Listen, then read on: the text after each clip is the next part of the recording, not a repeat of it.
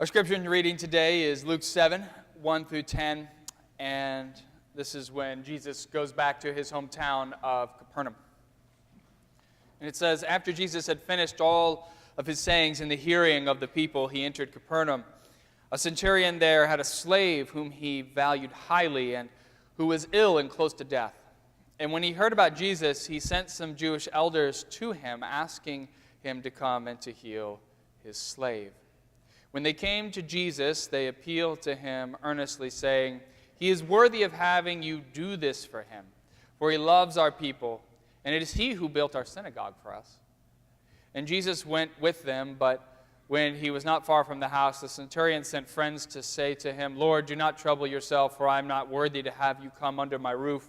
Therefore I did not presume to come to you.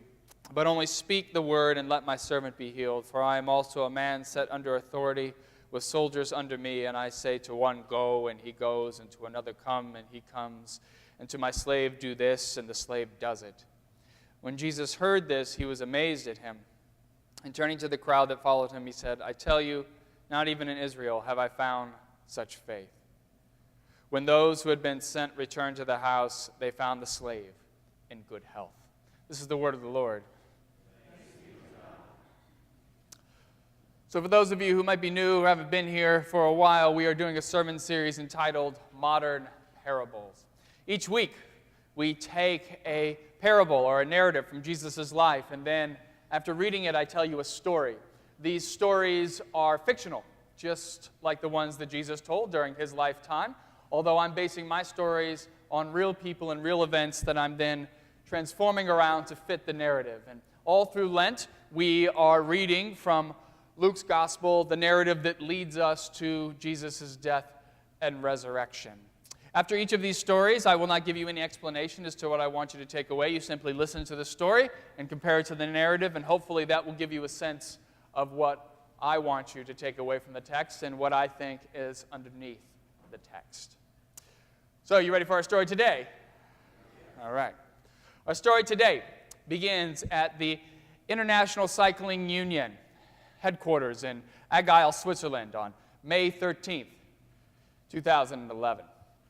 The International Cycling Union, also known as the UCI, is the organization that oversees the sport of professional cycling. And on this particular day, the UCI, they were gathered together in a boardroom for a hearing.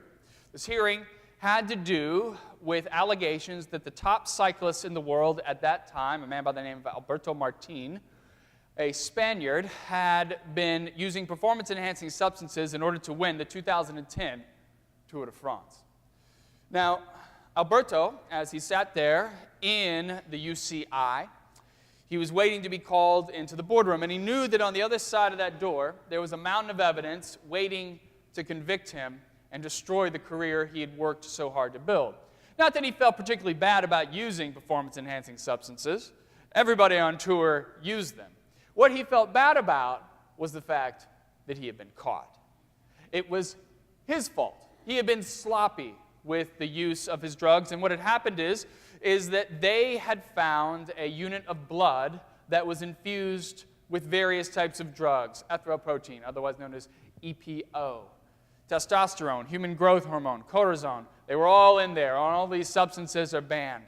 And as a result, he was looking at having his 3 Tour de France titles stripped from him. He could hear that they were arguing on the other side of the door. He didn't know exactly what it was that they were arguing about. But he couldn't help but feel that they were partially responsible for him being in this situation. They were the ones who benefited from all of his hard work. They were the ones who got to sit in an office and collect a paycheck because people all around the world love to watch him perform superhuman feats of athleticism. There are not many people in the world who are able to pedal up a mountain so steep that cars will often give out under the strain. The sport of professional cycling is perhaps one of the most challenging and difficult sports in the world. The toll it takes on the human body is unlike any other endurance sport. Let's take the Tour de France as an example. The Tour de France is a cycling tour that takes place every year in France over a period of 23 days and covers a distance of more than 2,200 miles. That averages out to about 100 miles per day on a bike, which is absolutely insane. It would be hard for us, the people in this room, to get on a bike and go 100 miles in one day on a flat road. These guys are out there, they're going 100 miles a day at top speed on roads that follow the contours of the Alpine mountains. Now, these mountains, they're all different steepnesses, right? I don't know if that's a word, steepness, whatever. Different grades. Yeah, there we go. That's another one. And they have categories. The category goes from 4 to 1. 4 is the easiest, right, which for us would not be very easy, and 1 is the hardest. Although there is a level above that. It is a level that's called beyond categorization. They're called hors category. There's always 1 in every Tour de France race. And what that means is that it's so hard to bike on this that a car technically can't make it through the trail. The highest one that they've ever done was 9,000 feet above sea level. That's how high they were. Now, if you're going to compete in the Tour de France, it goes beyond that of mere physical fitness.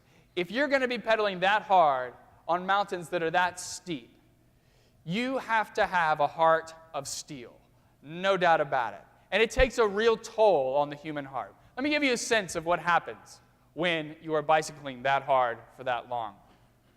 So, when your heart is deprived of oxygen when you are exercising, it produces a stress hormone in your body. And that stress hormone causes your blood pressure to go up. And that blood pressure, it puts a lot of strain on the walls of your heart. If you've ever done exercise before, you have felt this. And it's what causes you to want to stop exercising when you feel it, right? Because you get to the end and you say, well, I'm done. That feels good, right? And you have to work to get beyond that. That's the whole thing, is you keep training, you get a little bit more endurance, and it helps you to get stronger. Now, when it comes to these guys who do the Tour de France, of course they've been training to up their endurance level. But you have to realize that when your heart is beating that hard, it can actually put a lot of strain on the inner lining of your heart. It can cause it to become inflamed. And over a long enough period of time, it can actually cause scar tissue to form around the heart. Let me give you a sense of what happens after the 100 miles of one stage of the Tour de France. Usually what occurs is that your body is so starved for oxygen and nutrients that your muscles and tissues stop working well. And your body goes into a shutdown mode because essentially it wants to try to recover from all of the trauma that has just been induced. And so the difference between the person who's going to win the Tour de France and the person who's going to lose is the recovery time. The person who is most refreshed for the next 100-mile stage of the journey is the person who's going to prove the victor. It's pretty simple. And this is where performance-enhancing drugs make the biggest difference.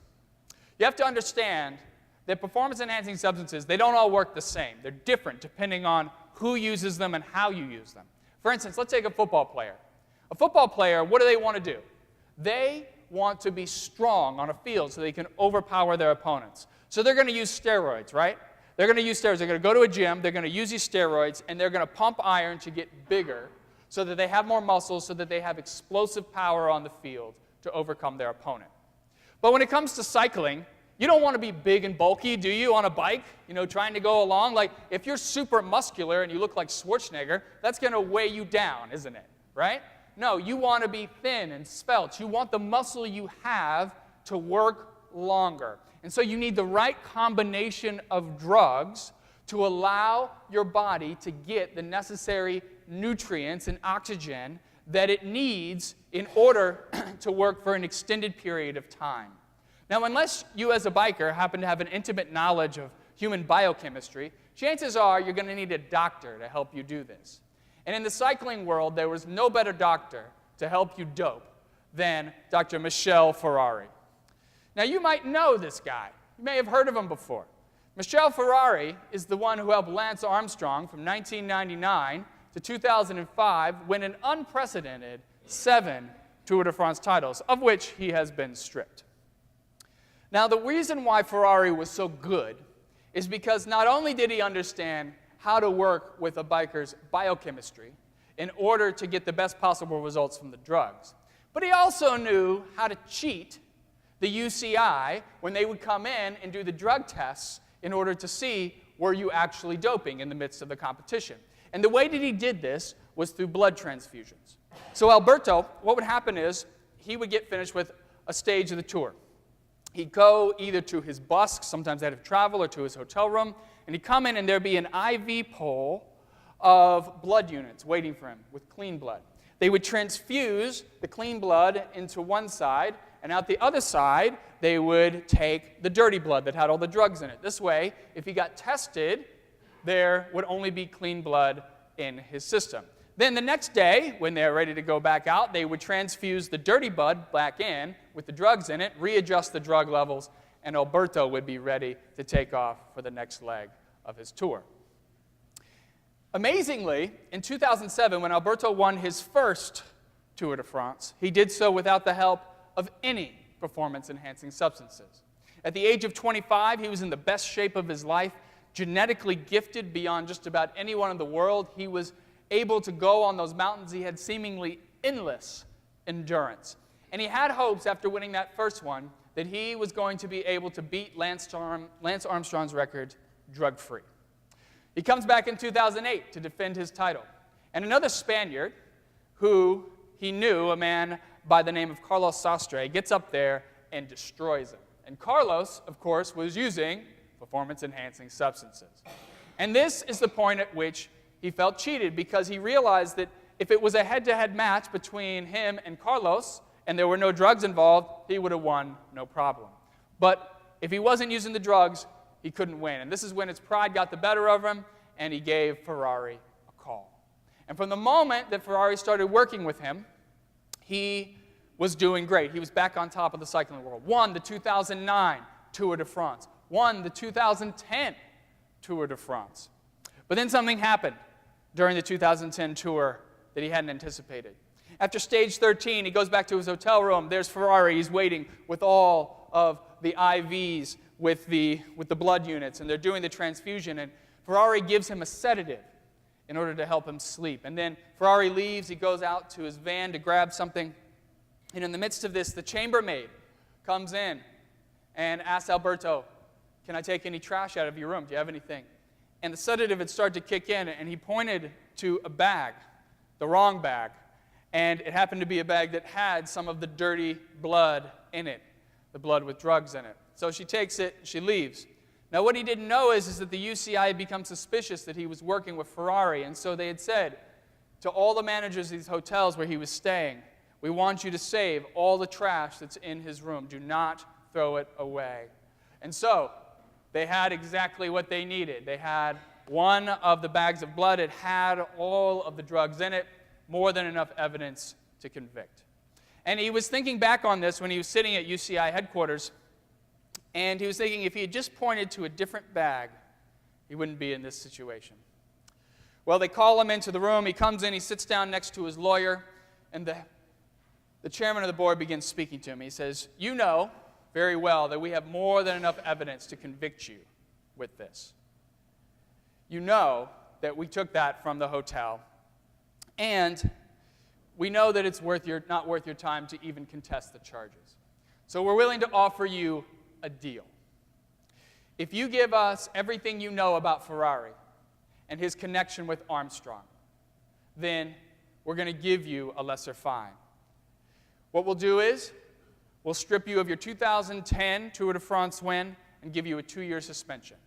If you don't tell us about Ferrari and you don't tell us about his connection with Armstrong, then we're going to strip you of your 2007, your 2009, and your 2010 titles, and we're going to ban you from the sport for life."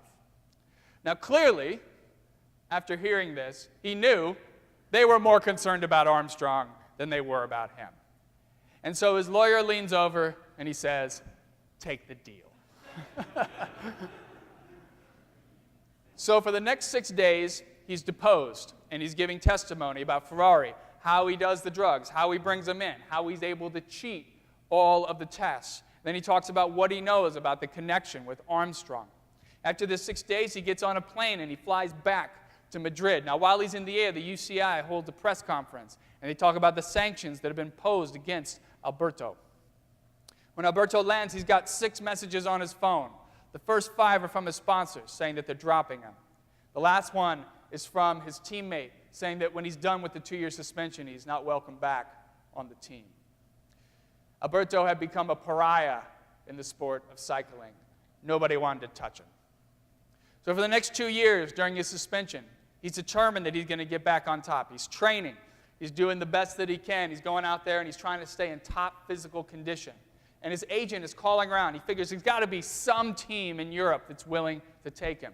But nobody wants him. And the answer is the same every single time. They come back and they say, oh, he's an amazing cyclist. One of the best in the world, no doubt about it. But it's the fact that he testified against one of their own. And it's not like the European cyclists liked Lance Armstrong. They were more than happy to watch him go down in flames. But what they didn't like was the fact that he had testified against them, and that ultimately most of the European cyclists, the top cyclists, had used drugs at some point in their careers, and what would be to prevent Alberto from turning on them. Another year goes by, still nothing. And eventually he's at the point where he's realized he's going to be forced into retirement. And his agent was about to call a press conference to announce his departure from the sport of cycling when he gets a phone call from Frankie Landis. Frankie was the captain of an American team, and he says, hey, I want to offer you a top spot on our team. And he's got to think about this for a second because, you know, Alberto, he doesn't exactly want to go to America. America has a certain stigma in the cycling world, primarily because of Lance Armstrong. And if he ends up taking the opportunity and he goes, they'll realize how low he's sunk. It's like going to Siberia. That's the kind of the idea, right? But seeing that he has no other options, he takes the deal. Packs his family on a plane. They fly to Colorado. Frankie's team trains in Colorado in the mountains because of the altitude training. They're able to be really high, and of course, when you're in the mountains like that, it gets you ready for the Tour de France. And Frankie sits down with Alberto and he says, look, the reason why we want you is because we believe that with you, we can actually win the 2015 Tour. We believe that we can do it. And the fact is, we want to reclaim some of the dignity that we lost because of Armstrong.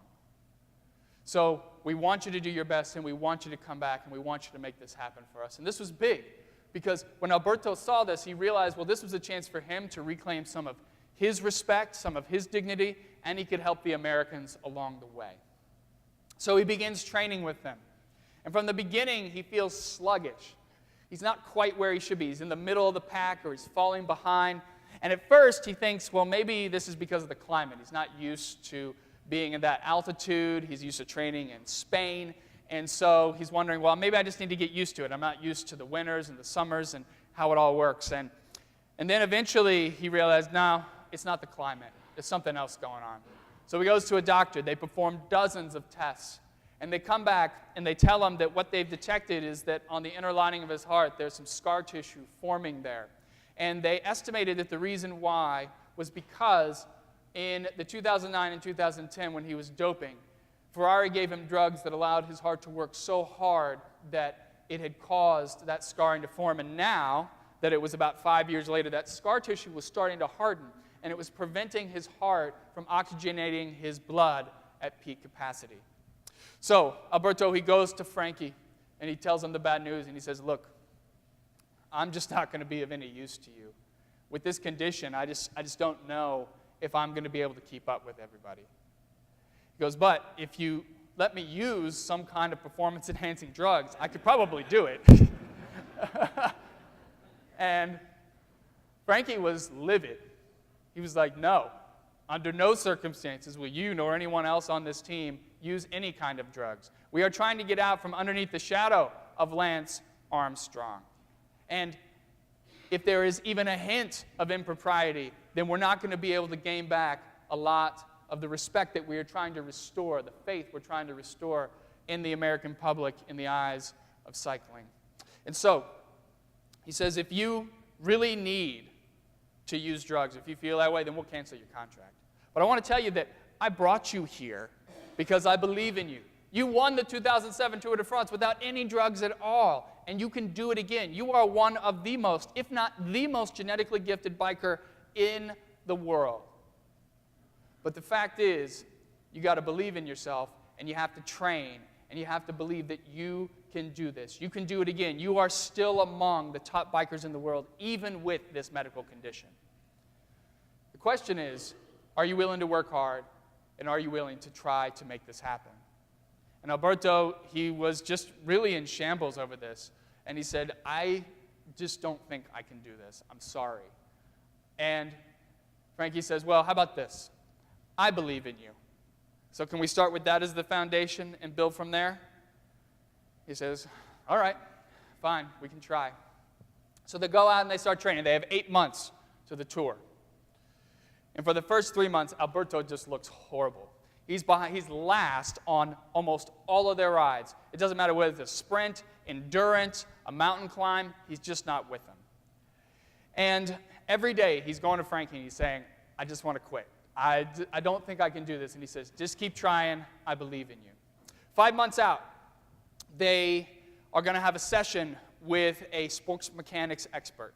And the sports mechanics expert, they come in and they're riding on bikes, and he's checking out all of their form because he wants to make sure they're in top form. And immediately, he comes and he's drawn to Alberto, and he sees Alberto on the bike, and he's looking at him, and he goes up to him and he says, has anybody ever told you that you have a slight scoliosis in your spine?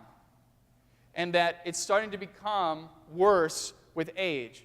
And it's affecting everything you're doing on the bike. It's affecting the way that you're breathing. It's affecting the way that you're pedaling. And he said, you don't need surgery. You just need a chiropractor to kind of realign you.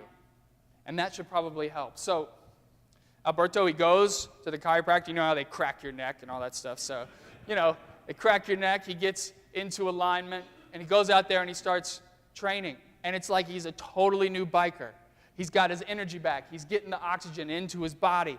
And they're going on these rides, and he's actually finishing first. And they go on a mountain climb, and he destroys everybody. He's got energy to spare, and he keeps going back and getting more adjustments, and he keeps feeling better to the point where it seems like a victory is not so far out of reach. They get on the plane. They go to France. They're getting ready to do the tour, and it's clear that he's among the top 3 riders, that he's going to be right up there with them. And so they start the tour, they start going, and he does very well. He wins a couple of the mountain stages, and he's right in the mix. And it comes down to the last stage, because these guys have traded places. They're going between first and second and third, and it's coming down, and they are gunning it the last 100 miles. And it gets down to the last 50, and his body just can't handle it. He's breaking down, and they just take off because these guys that he's going up against, they're doping. And so, of course, they can stave off the exhaustion much better than he can. And so they go in, and he ends up getting 3rd place. Now, he felt cheated because he thought, if it was head-to-head, I could have beat him. I could have done it. But his teammates were ecstatic. They were cheering. They were so happy. He didn't entirely understand why they were so happy, but they really were. And that night, they have a banquet. And they all get together, and they're really happy. And Frankie gets up there, and he gives a speech. And he says, we have come a long way. We did this whole thing drug-free. And if it had been fair, I guarantee you, we would have won. And then Frankie calls Alberto up. He says, Alberto, come up here. And he gets him up to the front. And he puts his arm around him. And he says, but none of this would have been possible if it wasn't for Alberto, who proved that it's never too late to have faith. And then he gives Alberto a big bear hug. And as he's hugging him, he whispers in Alberto's ear, and he says, just so you know, you never had scoliosis. I paid him to say that. Amen.